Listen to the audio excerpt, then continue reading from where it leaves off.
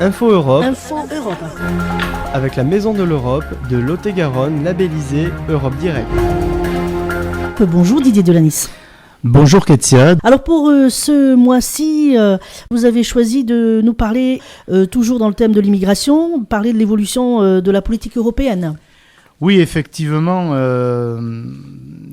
depuis que l'Union européenne existe, en fait tout au moins son embryon, on va partir de la CECA, au fil des ans, divers textes ont été produits par l'Union européenne visant à, on va dire, à gérer tout ce qui tourne autour de l'immigration. Si à une certaine époque, l'immigration a été sollicitée par la France pour faire face au travail qui existait en France durant les 30 Glorieuses, on va dire, puisqu'il fut une époque où il n'y avait pas suffisamment d'employés. Donc pour plusieurs raisons. D'abord pour avoir une main-d'œuvre peut-être plus corvéable, peut-être moins chère, d'une part, et d'autre part parce que effectivement nous manquions de main-d'œuvre dans notre pays. Il a été fait appel à des immigrés de divers pays, dont certains issus du Maghreb. Et on peut imaginer aujourd'hui que les difficultés qui voient le jour avec les problèmes d'intégration, eh bien une certaine partie de ces difficultés porte probablement sur notre incapacité à accueillir dignement ces populations et à les aider à s'intégrer. Il y a sans doute des questions à se poser de ce côté-là. Ce ne sont pas les seuls, bien évidemment. La radicalisation, c'est quelque chose qui existe, il ne faut pas se voiler la face. Mais néanmoins, il y a là des pistes à voir. Il y a aussi le fait qu'au cours des ans, des économies ont été faites probablement sur un certain nombre d'associations qui faisaient de l'animation dans ces cités, qui faisaient faire du sport aux enfants, qui permettaient d'avoir des activités culturelles, etc. Et au fil des ans, des financements à ces associations ont disparu, notamment au moment où le FACILD a été supprimé. Le FACILD qui était une structure régionale qui permettait d'accompagner des associations qui avaient des actions dans les cités, par exemple.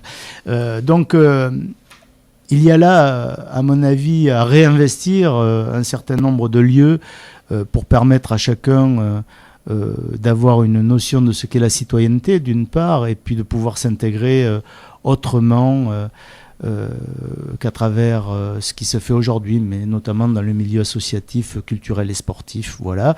Et donc ce sera sans doute dans cette histoire de l'immigration au sens large un des sujets qui sera abordé lors de cette conférence.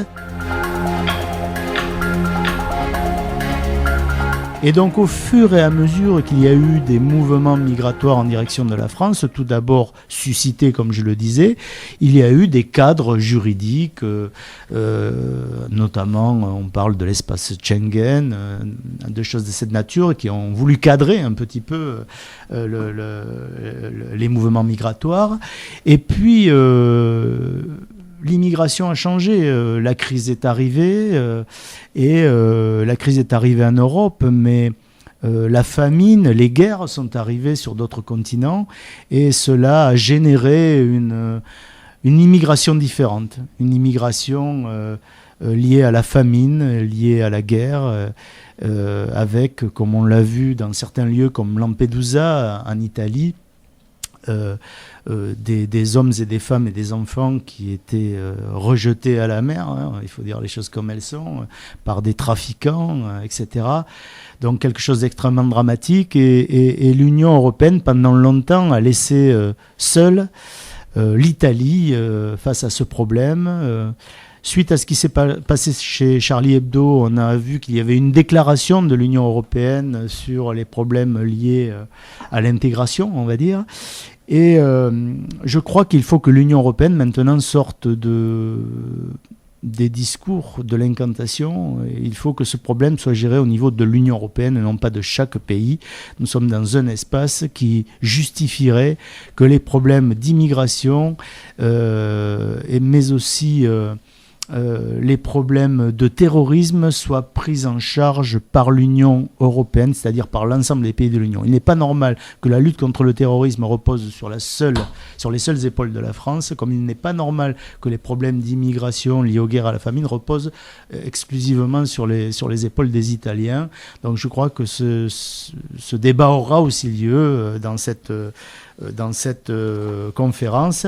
Et bien évidemment, on soulignera aussi, et ça me paraît majeur, la nécessité de ne pas faire d'amalgame, d'une part, et d'autre part, de montrer à quel point l'immigration venue de toutes parts a enrichi notre culture, nous a enrichi économiquement, et en particulier en Aquitaine. Je pense aux Italiens, par exemple, qui pendant l'entre-deux-guerres et pendant la dernière guerre ont permis d'avoir une agriculture qui était en train de mourir et qui finalement a repris pied. Les Portugais dans le bâtiment, les Maghrébins dans le bâtiment ou dans l'agroculture. Je pense notamment aux vignes, aux vergers, aux légumes qu'on ramassait et que ramassent toujours un certain nombre d'immigrés issus de l'Afrique du Nord ou de l'Afrique tout simplement. Voilà, les Polonais aussi qui ont migré à une époque. On pense à l'usine de Fumel, par exemple, qui a été un des joyaux de la Syrie dans notre département et dont une grande partie des salariés étaient issus de l'immigration. Donc ces gens-là nous ont aidés à construire économiquement notre région, notre département. Et je crois qu'il faut leur rendre hommage aussi pour cela. Donc voilà un peu ce que seront les sujets abordés au sein de cette conférence et ça me paraît extrêmement important. Et on y reviendra bien évidemment dans les prochaines émissions avec vous, Didier Delanis, parce qu'il y aura bien sûr beaucoup de choses à dire et nous reviendrons également peut-être sur quelques exemples d'évolution de la politique européenne sur l'immigration. Merci Didier Delanis. Merci Katia. On se retrouve le mois prochain. Je rappelle que vous êtes donc le président de la Maison de l'Europe de Lot-et-Garonne, labellisé Centre d'information Europe Direct. Au revoir. Au revoir Katia. C'était Info Europe avec la Maison de l'Europe de Lot-et-Garonne labellisée Europe Direct.